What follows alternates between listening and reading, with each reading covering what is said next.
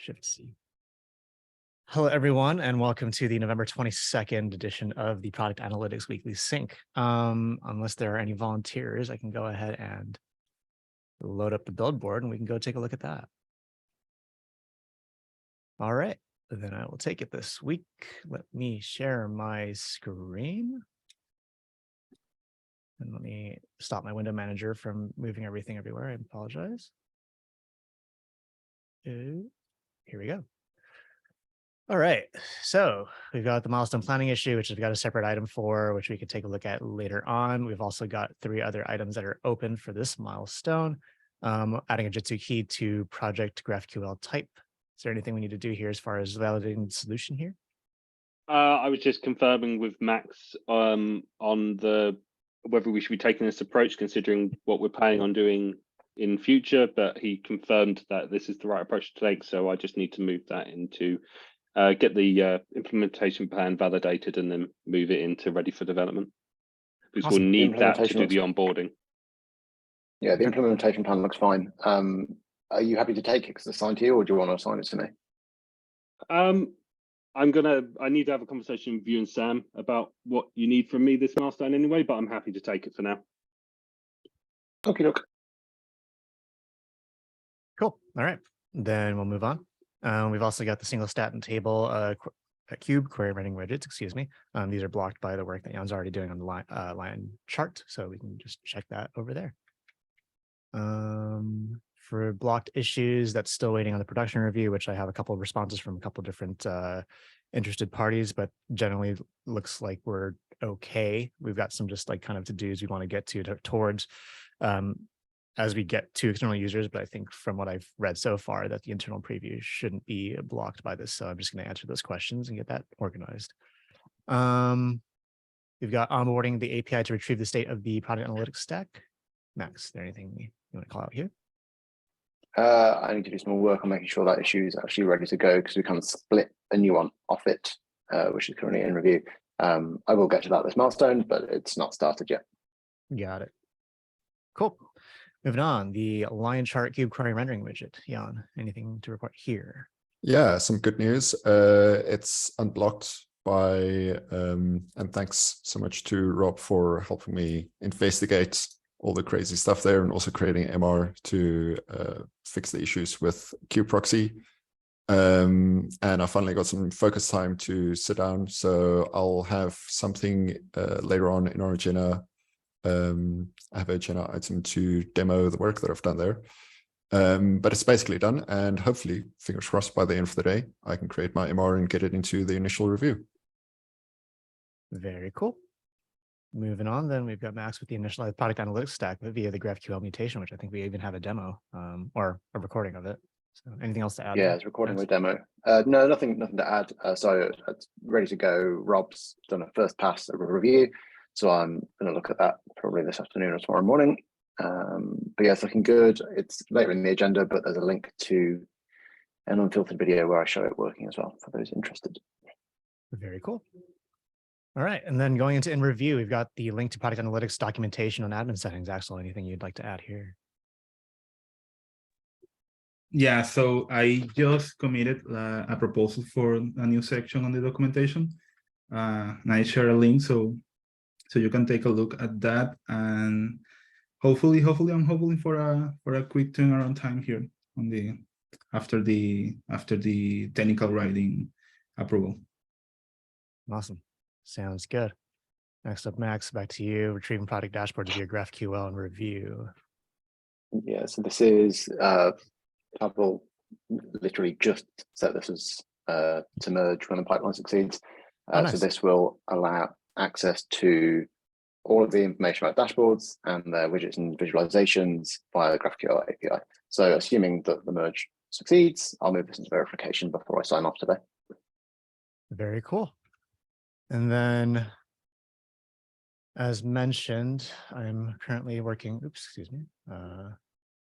John Jarvis on answering a couple of different questions. So we've got some very fun, long form things going on with the readiness review, just answering a bunch of different questions here, but I'm working on answering those, putting a little ping pong here.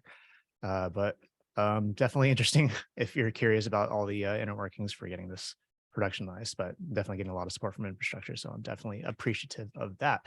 I'm hoping to get that sorted this week. Cool. And then our bookmark was moving the Cube API proxy feature to EE. So then as far as what's been merged in, we've got finally the version 1 of our user dashboard schema merged in. That's huge news. Great to see. Max, anything you want to add to that? Yeah, so it's, we've got a solid version of something to aim for. I'm expecting it to change, but we've agreed at least something that we can get started on and make assumptions based on. And so far, no one has turned around and gone, oh my goodness, we've completely done this wrong. So that's a good sign as far as I'm concerned. Bearing in mind we're not public, we can make changes to version 1, and it's not going to be considered a breaking change either. It's version 1. We have an alpha label, and yeah, there's no commitments yet in terms of upholding any kind of consistency yet, especially as we work on taxonomy and there's actually that, if you might have seen as well, there's the working group for dashboard. So once we get the nomenclature finalized, there may be some changes there, just so that we're consistent from the very beginning. So the timing works out well, but no, it's great for version 1 for sure. So definitely cool to see.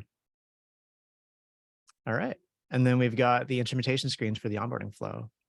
Which got closed because it got converted to an Epic. But in general, the design phase of that is done. We've just got an additional view that we're discussing right now, which I finally got in designed this morning. Sounds good though, so we should be nearly all wrapped up. I've got 2 issues that I need to do the implementation plans for after this meeting, and then we can put everything into ready for development. Awesome. Very cool. Then second, we have the loading state for customizable dashboards. Anything we want to add here, Axel? Yeah, no, this was a great exercise of iteration over our shared components. So not a lot of work done there, but yeah, the discussion on the flow was pretty educational. Nice. And lastly, we've got separation of dashboard and widgets in separate files as being accomplished with the line chart work, right? Yeah. Yeah, so yeah, this was solved by the introduction of the concept of visualizations, which is a bit of a change from, I guess, the language where it was dashboards with separate widgets. Now, widgets are kind of the thing that is baked into a dashboard, and the visualization is the thing that can be shared and is separate. So different names, but accomplishing the same thing. This is also this is also done by the fact that the V1 schema is merged and done. And then this also ties into Max's work that is in verification to get all the details via GraphQL, although that's not needed for the internal preview because currently the reusable visualizations is part of the baked in dashboard configurations that we have. Got it. Yeah. Cool. And that wraps up our board review then. I will just save this bookmark. Excuse me, and then stop that. Find my tab again, and then we can carry on. That next item is more of a read-only thing, but I hope everyone had a nice long weekend from Family and Friends Day. The next one, we're already a few days into the milestone. I've pinged everyone on the milestone planning issue itself. We have a follow-up point after this to talk about capacity, but Sam and I had already kind of determined the themes for the milestone. The timing doesn't work out because of the long weekend and everything, but definitely take a look at it, see if it makes sense, and see if there's anything we can do to help get that better organized for everyone. As always, if there's any questions, please reach out to Sam, Tim, or myself so we can help clarify or address any feedback or concerns. On the topic of milestone planning too, something I had forgotten previously in my other teams, we had actually hidden the dates we were going to be unavailable. So I just wanted to pull a room for capacity planning purposes if anyone had any opinions on that. So right now I just called out the dates that I wouldn't be available, but if anyone's not comfortable with that, we can always switch over to more of a, I'm just not going to be available for a percentage of the milestone.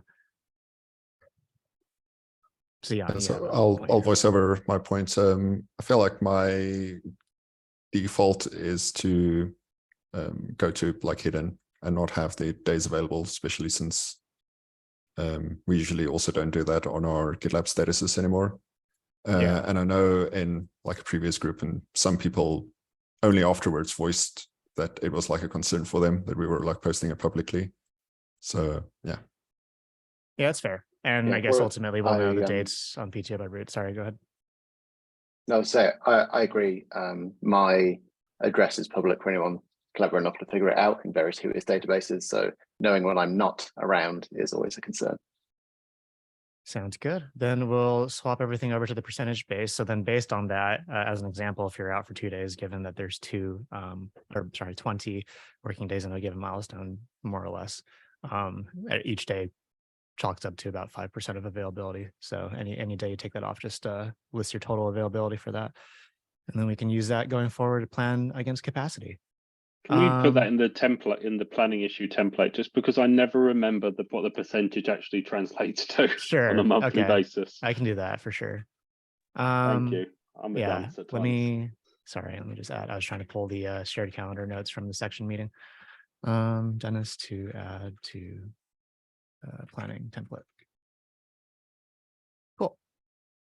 And then lastly, I just created a shared calendar for everyone for the entire section. So hopefully we can add all the meetings there. I did add milestone milestones or milestone key dates as far as like when things should be happening given the product development flow. But I've also added like the planning meetings for Sam and myself, though everyone else is invited for product analytics. If anyone's keen to join that, hopefully we can get the product intelligence group events added there as well. And then, yeah, if you've got PTO, instead of trying to send it to everyone, you can always just add it to the shared calendar and everyone will be able to see it. But just another thing to keep us a little bit more organized. But if there's nothing else, that's pretty much the end of the housekeeping section. We can move on to the good stuff, which is show and tell. Tim, you've got the first point. Me. Cool. I made a little bit of progress as it's such a quiet, nice week with Thanksgiving. So I'm happy to share if I'm capable of finding that window. Let me see, does this work? Because, by the way, I ran again into the problem where Cube says no. So they have locked me out again. So my local Cube instance doesn't take any requests anymore when I'm logged in with my normal browser. As soon as I go incognito, it works again. So there seems to be something weird with some sort of security or a cookie tool, something. Or I'm doing too many requests and it gets annoyed by me. So I need to get basically become a phantom to it. Good. I was looking again at the query designer that I showed you already last week. And by now we can do actually a couple of more things. So bear with me, this is not rebased yet, as I'm always afraid to rebase with some updates.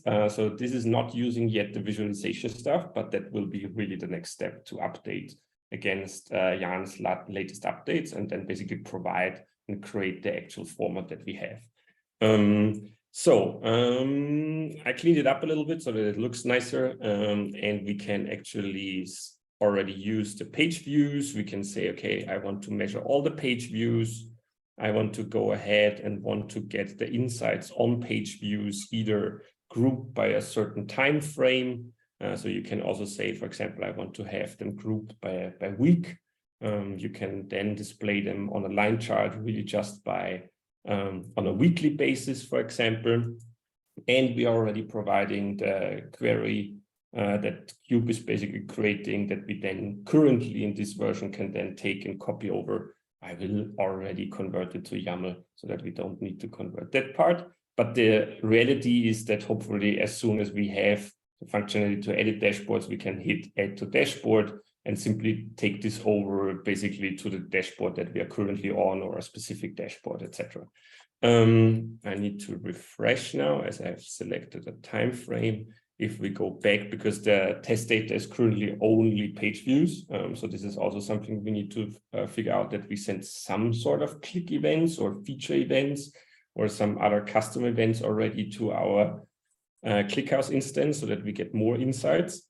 So the idea is really simple, that we basically go step by step through first the measurements and then the dimensions, so that you can have a very clear, without basically hiding all those funky field names and in the tables that we have.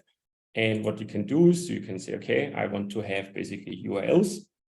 They are still too long. So let me take the page paths. They are much nicer to look at. So here we have the page paths. What also already works, and this is so nice that Cube provides us that stuff, is that we can, for example, use multiple dimensions. So here it is a pivot against multiple dimensions of Chrome and the version of the browser. And that is also something that we can then support by adding multiple dimensions. Here it's the predefined thing is basically adding already 2 of them at the same time. What else can we do? Everything that has NA in brackets doesn't work yet because we don't need the data. And that's what I'm currently targeting at, is to figure out what data we need to and how we need to collect data or transform data that we can then provide at a later point. Also the statistics that Sam already started to define. The idea is that we can build almost everything that we define there already through the query builder, and then simply do the editing process and do this manually in this phase. We can measure against the viewport, but what we can do also on top of that is already filtering. So if we say, okay, we want to see the page path, I can add now another filter and say, okay, I want to have the page path should be contain/handbook. That is basically adding the filter. So now we see that all the only the URLs are ending up in the chart that have /handbook/ in there. Now I want to go even deeper and only want to have everything with handbook company. So we can add another filter. We could now also say that we just want to have people with certain languages and so on. So this already basically combines all the different filters. We could do that. Equals internal. What is the domain? What's the host name? Doesn't even know. GitLab.com. internal-handbook.gitlab.io. We can do this something else. We can. If you're using the new data set, you could potentially just use about.gitlab.com for the public handbook. We can, but I don't know how fresh your set is. Take a look here. Yeah, there it is. Yep. So we can go back and say we want to have all the page paths, and we only want to have the ones that equal basically the internal handbook, so that we only get the handbook stuff and not localhost, etc. and so on. And yeah, and that again provides us then already with the query that could take and copy over. And we support already specific time ranges so that we can only filter to the time range that we want to see, so that we can say, okay, a specific month or last 90 days, so that we can have different ones, or we get the one that is basically defined in the dashboard. And yeah, that's where I am at the moment with my little hobby project. So any questions? No, looks amazing. It's really good. Cool. You've made a lot of progress since last week's demo, it looks like. Yes, and I'm starting today to chop up some small MRs to get this now into the product. Are the queries that you're running against Cube, are they using the direct Cube API, or are they using our proxy? They are all using our proxy, but I extended our proxy by the meta endpoint and the dry run endpoint. So the MR already contains the extension of the proxy, not only the /load endpoints, but already use the proxy. So this is fully using both the proxy endpoints, but also already the previous version of the line chart that we had, for example. So if we go back here and say page views, very cool, which is classic. No, I want to have them by day. Then we basically see here all the page views that we have counted over the specific days over that time range and so on. But yeah, cool. How do you access the query designer in terms of navigation? Have you looked into that part, or is that at the different? moment? at the moment, it's only through the UL. The next point that I would see is definitely that we add a button to all the dashboards and say, work with a new query. That's something you need to figure out. Yeah, that's a whole UX flow we'll have to determine. So yeah, and we've got that whole debate That's what I around was nav figuring. as well. yeah, there's a exactly. couple of topics that have to be unraveled there. But no, it looks great. Good. Thanks, Tim, for the demo. All right, Max, you've got the next one. We're shortish of time and mine's sort of async anyway. So I've created a first draft of an MR to create the product analytics stack for a project via GraphQL mutation. I've recorded a demo of it there, so go and check it out and let me know if you've got any questions. Very cool. Then we've got Jan for the latest changes to the dashboard. Yeah, let me quickly share. I'll unfortunately have to share my entire desktop, so I'll zoom in as much as possible. But this is the boring part of what I did. So these are the two line charts. It may look strange that there's two copies. That's explicitly so that I can test that the reusability of it works. The interesting part of what I did and what I quickly want to show, especially to the engineers in this call, is the architecture part of it. So this should slot very nicely in with what Tim just demoed in terms of that output for the visualization, and also the work that Max did in terms of getting that visualization from GraphQL. So what we have here is a completely reusable and I've completely forgot the word, but agnostic framework in terms of like what's used to render our dashboards and widgets. This also means that this is a bit of a pre-optimization, but it also means that group optimize can also slot in quite early into the process of making use of our reusable dashboards. Because what we have is something that is completely configurable. You can, based on the configuration of the widget coming in, we pull the data source based on the type, and the current data source that we have right now is Cube Analytics. And Cube Analytics is just a simple library function that we can extend after time that runs the Cube query and converts it to the expected output for all of our charts. So this could be swapped out with any other data source that we wanted to use in the future, or any other API also. So it could be another Cube instance. And then we transform it to a standard chart output. That has the benefit that our actual chart components are incredibly simple and should just focus mainly on like the responsiveness and the styling, and those are all still issues that we like the UX that we can like continue to improve on.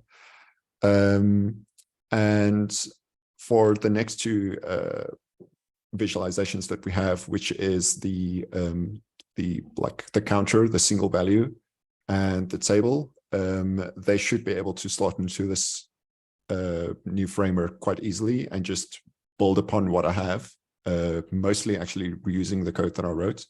And if anything comes up where it's not reusable, we can just extend what's here.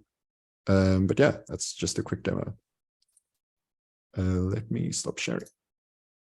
Nice. Is there anything remaining on the line chart side of things, or what's remaining for that issue? Just writing a bunch of specs currently. So yeah, pretty much all the work is done, and just verifying that everything works as I expected and throwing edge cases at it. And hopefully by the end of the day, we'll be in review. Nice. Very cool. Awesome. Nice work. This will come so nicely all into one place if we have this space, and I definitely can see it. Yeah. All right. We're getting more agenda topics added. This is great to see, but we're also running out of time. Final topics. Tim, you have the first point. Yes, this was a topic especially for review apps, and already that we can work with some of the data is that we simply have our current cluster that we are collecting data with, and on the side, maybe another cluster which is simply containing test data so that we have all the same base, for example, and also can connect easily, hopefully at some point, review apps. I think it doesn't have a high priority, or let's say super high priority, but everything that we can take into consideration there to get us there as soon as possible, I think would be really nice, and taking us from there. So,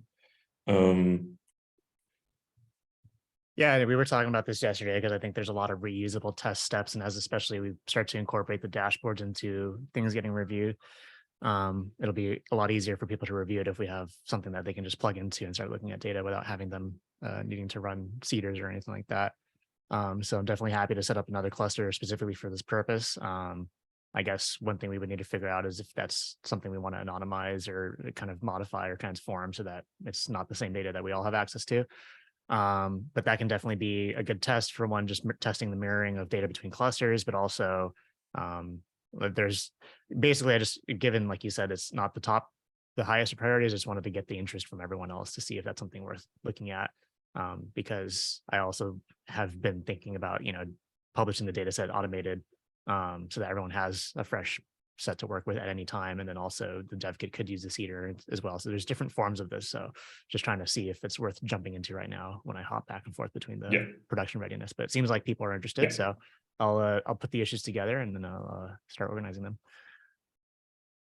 Perfect. The other thing is that is basically poking currently into my eye is that that we have the events table simply called Jitsu. So if anyone knows how we can configure this very easily so that we can call it tracked events or anything, I will also create an issue for this. But I would like to think in the sense of that we remove all the Jitsu naming references, because yes, I can definitely see that we rather earlier than later, we are going to hop on a train that we are building our own tracking endpoint system through the product intelligence team. So this, just keep this in mind. If you're naming anything, then rather not call it Jitsu, but rather call it tracking or something like that. So, Tim, if you can create an issue, feel free to assign it to me and I'll take a look at how much work that'll be. Perfect. If I will do so. I think that would just be renaming the dev kit and then the initialization stack. And that's about it, I think. That was my initial thought, but these things are always scarier than you expect. On the front end. Famous last words. Yeah. I refuse to say it'll be easy because it might not be, but yes, it should be. Yeah. Good. Cool. Dennis. This was more advisory, but yeah, I think the Tamper Monkey script we're using, I think will still continue to be useful as we kind of experiment with getting new data. I guess what I'm trying to say is I want to move it into a repo so that everyone has the capability to add stuff. So for example, if Tim wants to add additional events or track page areas or things like that, or anyone else in the team that wants to, you do have control to do that. It should be easy to migrate since people are pointing to the snippet. We can just point to the final location of where it's in the repository. So this is just more of an advisory, like we'll move it so everyone else has is able to contribute to that there. We've got a couple other points, but we're at time. I have to jump, but I'm happy to, or if y'all want to go over, that's totally fine. Max, you got the next point. Yes, I do. Oh, that was just the additional fields and visualizations in GraphQL are now available. They're in master as of about 20 seconds ago.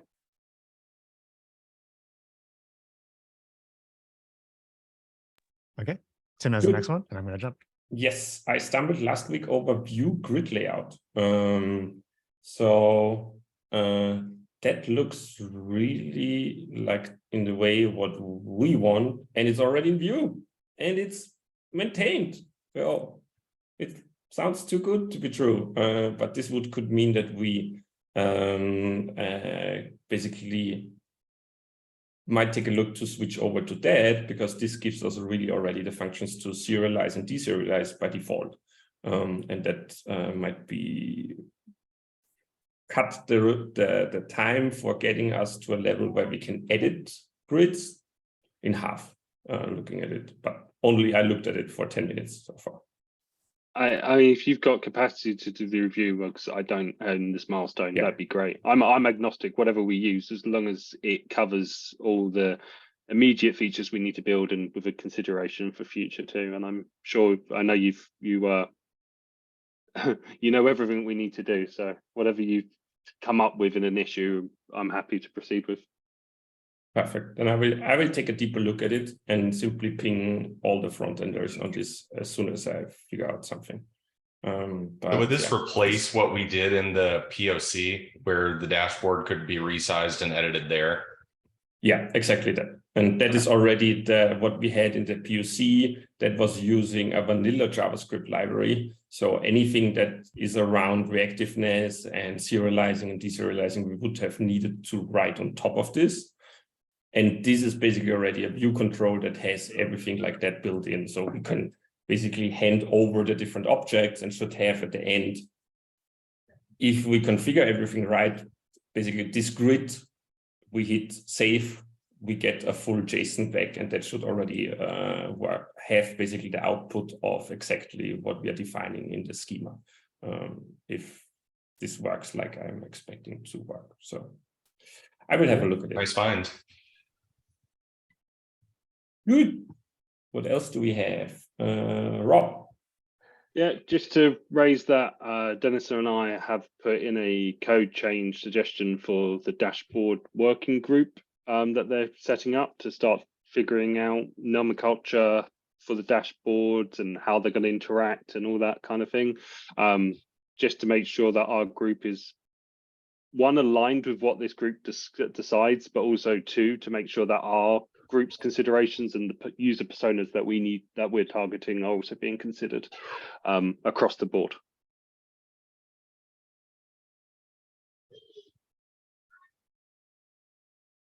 Yeah, thanks for joining. That'll be fun. It'll be good to get us represented there for sure.